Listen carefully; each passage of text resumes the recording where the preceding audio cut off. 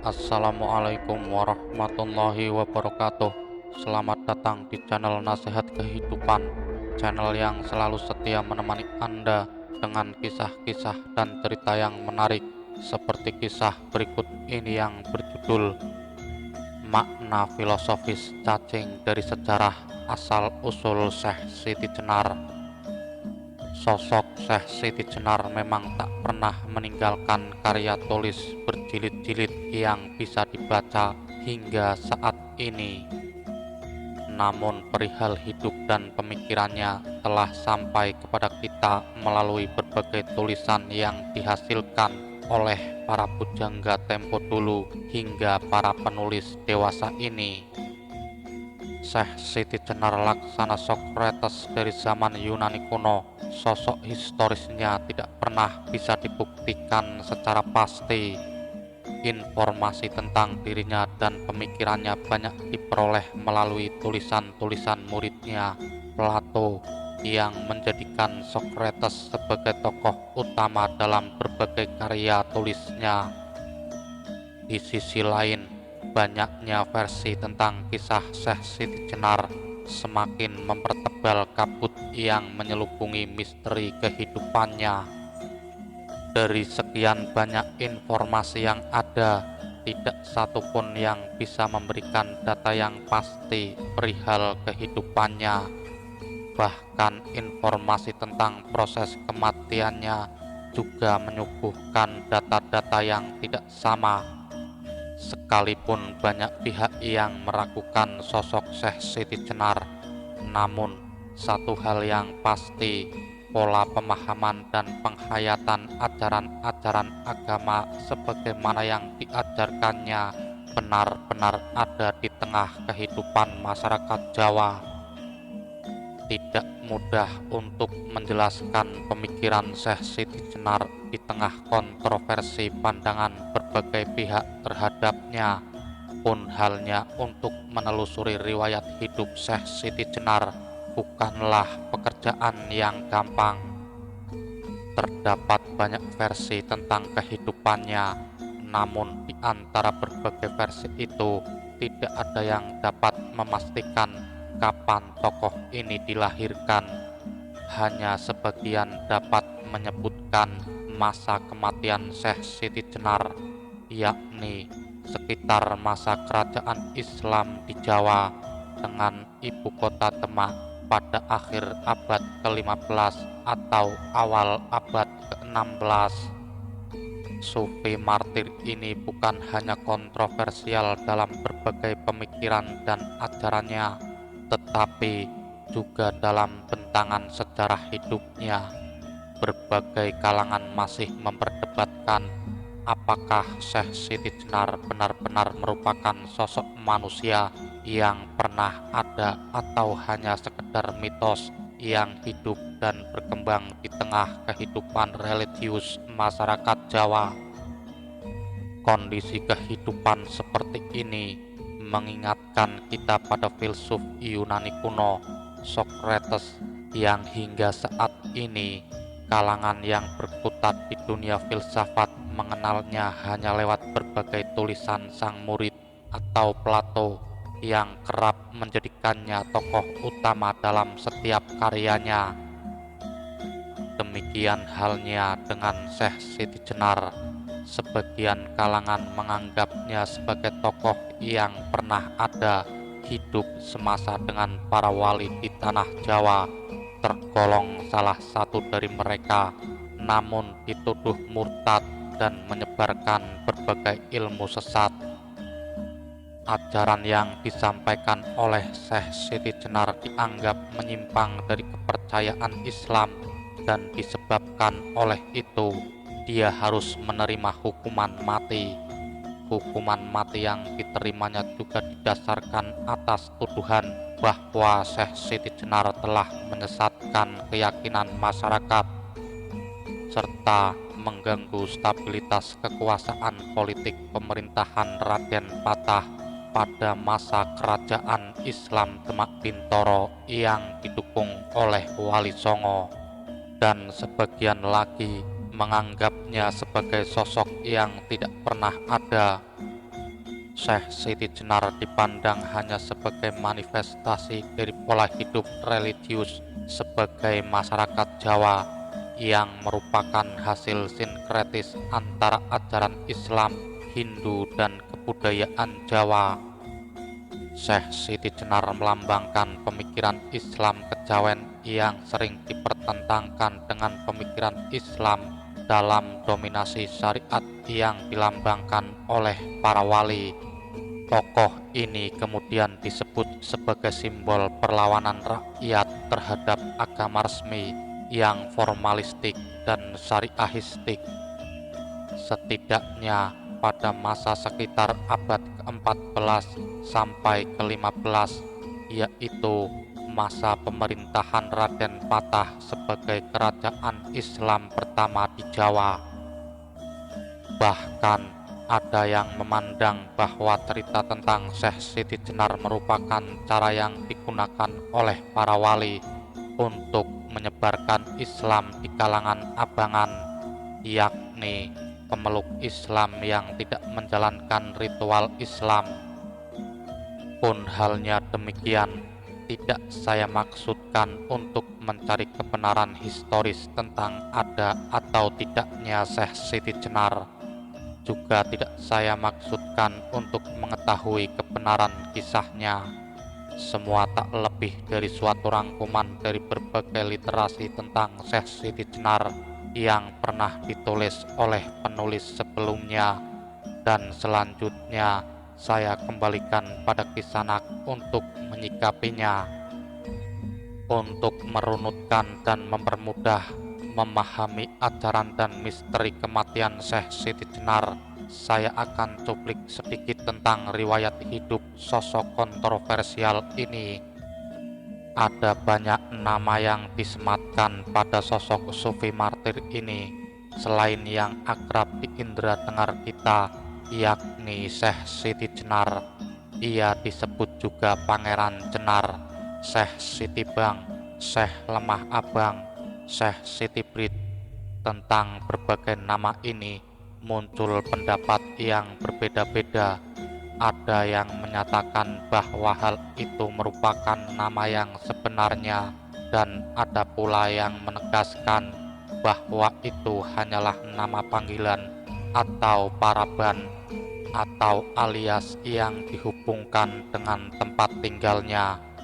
Nama yang demikian ini juga berlaku bagi para wali yang termasuk dalam Wali Songo, misalnya Sunan Giri, Sunan Bonang, Sunan Kudus, Sunan Muria, dan lain-lain.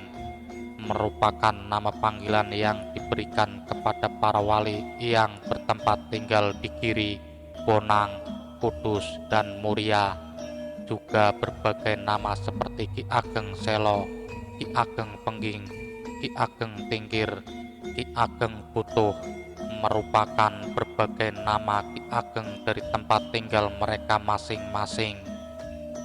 Kebiasaan ini juga berlaku bagi berbagai suku lainnya di Indonesia, seperti Tuanku Imam Bonjol merupakan tokoh ulama besar yang berasal dari Bonjol. Berbagai marga di dalam suku Batak, Kuta Barat, Samosir, Purba, dan lain-lain menunjukkan asal tempat tinggal mereka. Bahkan para pemikir Islam pun tidak jarang menggunakan sistem penamaan yang demikian. Misalnya Al-Farabi dan Imam Bukhari, yang masing-masing nama itu menunjukkan tempat asal mereka, yakni Farab dan Bukhari. Kembali kepada pembahasan tentang nama Syekh Siti Jenar atau Syekh Lemah Abang. Ada satu pendapat yang menyatakan bahwa belum pernah ditemukan tempat tinggal berupa kampung, desa, dan lain-lain yang disebut Siti Jenar. Tetapi tempat yang bernama Jenar atau Kajenar diduga pernah ada. Demikian pula halnya dengan Lemah Abang. Di antara Karawang dan Bekasi, Jawa Barat, terdapat tempat yang disebut Lemah Abang, namun tidak ada fakta yang mendukung bahwa Syekh Siti Jenar berasal dari daerah tersebut. Nama yang demikian ini diduga juga terdapat di Cirebon dan bahkan ada yang menduga pernah terdapat di Jawa Tengah. Berbeda halnya dengan di daerah antara Karawang dan Bekasi. Keberadaan Syekh Siti Jenar atau Syekh Lemah Abang di sekitar Cirebon didukung oleh fakta, yakni adanya sebuah makam di Melaten, pinggiran kota Cirebon, yang diyakini sebagai makam Syekh Lemah Abang. Namun di daerah ini tidak dikenal nama Syekh Siti Jenar. Bila ditelusuri bentangan sejarah, tak mustahil bila Syekh Siti Jenar berasal dari daerah sekitar Cirebon. Pertimbangannya adalah bahwa pada masa pemerintahan Islam yang berpusat di Demak, Cirebon telah menjadi salah satu pusat penyiaran Islam di Jawa dengan tokoh utamanya Sunan Gunung Jati. Seperti umumnya anggota Wali Songo lainnya, Syekh Siti Jenar sepertinya bukan merupakan nama sebenarnya, melainkan nama panggilan yang dihubungkan dengan tempat tinggalnya. Tidak berbeda dengan berbagai nama yang disandang oleh para wali lainnya di tanah Jawa. Masih berkaitan dengan nama Syekh Siti Jenar, ada informasi yang menyebutkan bahwa kata Siti Jenar berasal dari bahasa Persia, Sidi yang artinya tuan dan Jinar yang artinya pemilik kekuatan, bagaikan kekuatan api. Bila mengacu pada asal-usul dan arti kata itu, maka Siti Jenar bisa dipahami sebagai orang yang memiliki kekuatan dahsyat bagaikan kekuatan api. Tentang suku bangsa Syekh Siti Jenar juga terdapat perbedaan pendapat. Ada yang mengatakan bahwa dia orang Arab, ada juga yang meyakini dia orang Persia, dan ada pula yang berpendapat bahwa dia orang Jawa asli. Terdapatnya banyak perbedaan pendapat tentang asal-usul dan kerancauan nama tokoh ini, kemudian menjadi dasar bagi sebagian pihak untuk meragukan keberadaan Syekh Siti Jenar secara historis. Pihak yang meragukan keberadaannya ini menegaskan bahwa Syekh Siti Jenar hanyalah tokoh khayal yang ada dalam mitos dan legenda, tetapi tidak menutup kemungkinan bahwa hal ini merupakan upaya pihak penguasa untuk menghapus tokoh pembangkang, bukan hanya dalam politik, tetapi juga pengembang keagamaan yang bisa disebut kekiri-kirian itu dari pentas sejarah Islam.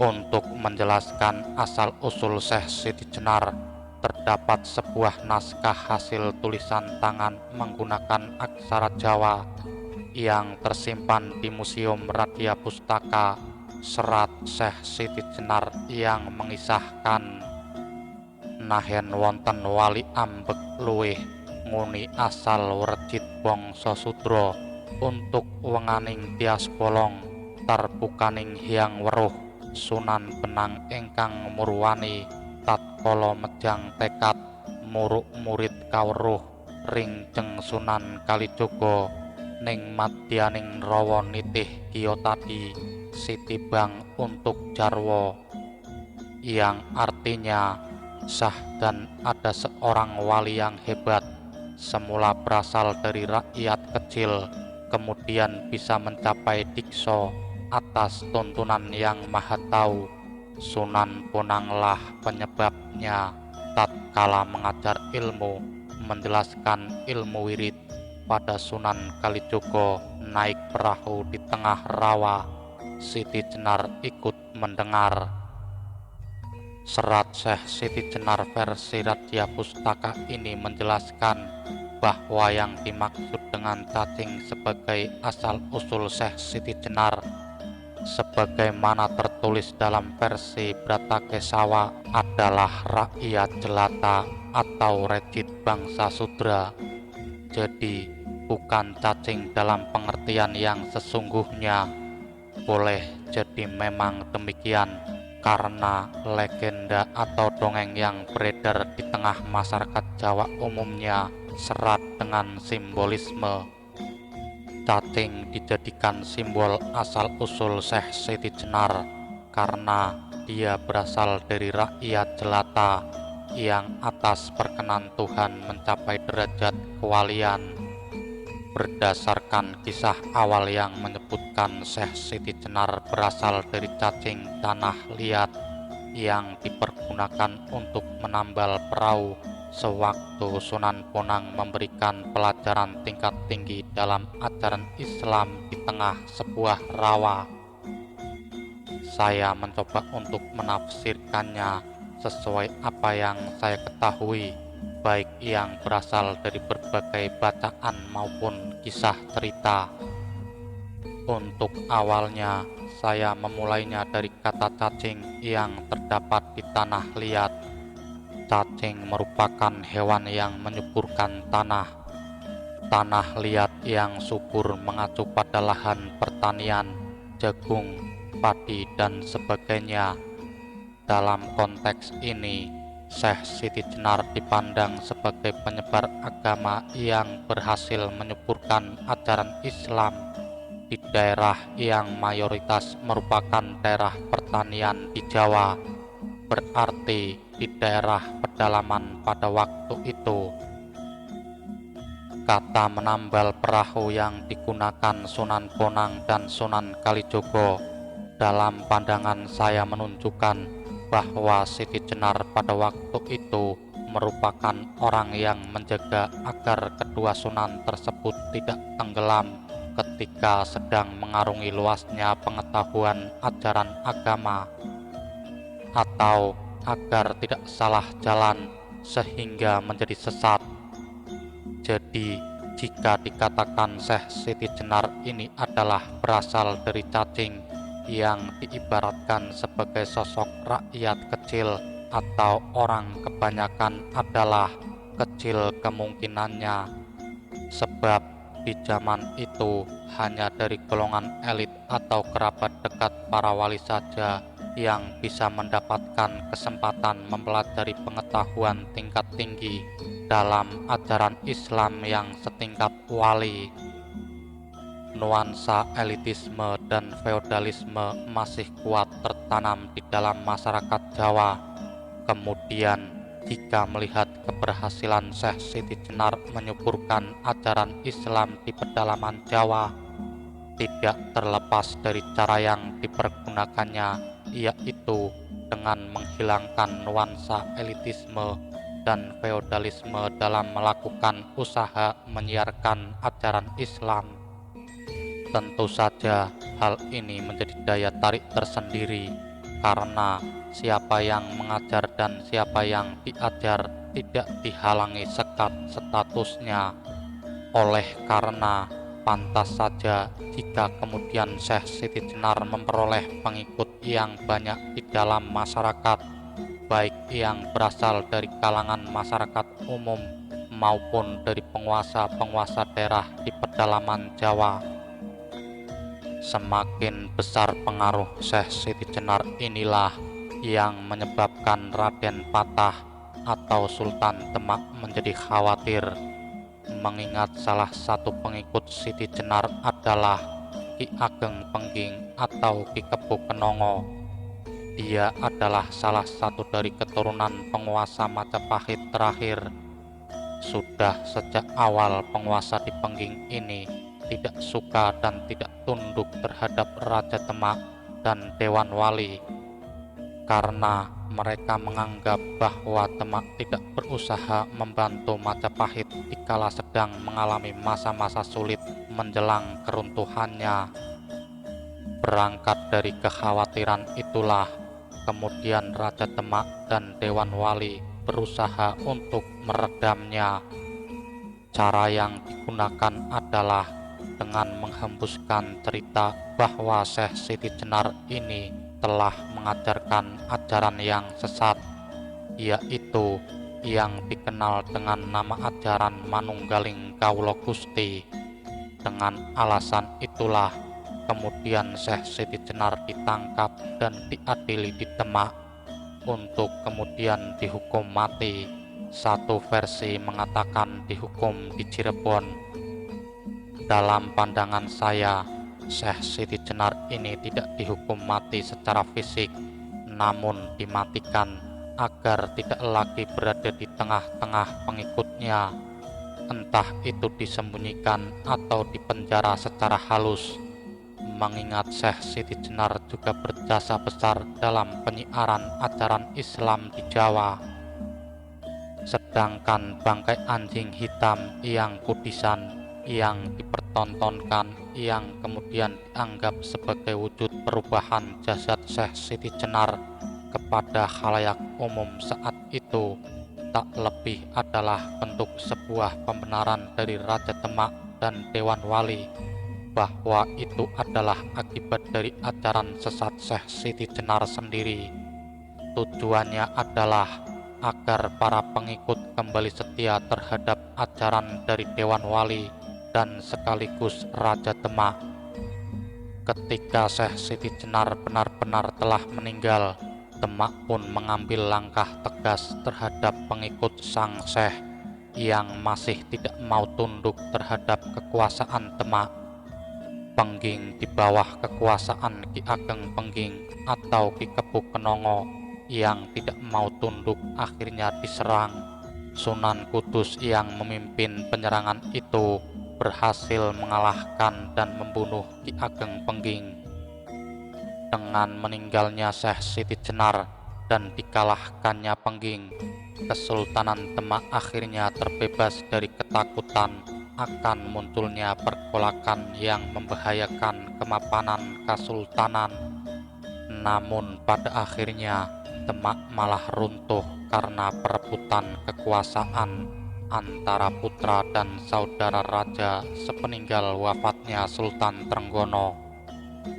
Dari pemaparan yang telah saya sampaikan, kisah tentang Syekh Siti Jenar ini dapat disebut sebagai tokoh yang sengaja dikerdilkan dan dijadikan korban demi kelanggengan kekuasaan Demak dan Dewan Wali. Ketakutan dan rasa iri dari mereka yang melihat keberhasilan Syekh Siti Jenar dalam menyiarkan ajaran Islam di pedalaman Jawa. Demikianlah sekelumit pembahasan Syekh Siti Jenar. Terima kasih sudah menyimak kisah yang kami sajikan.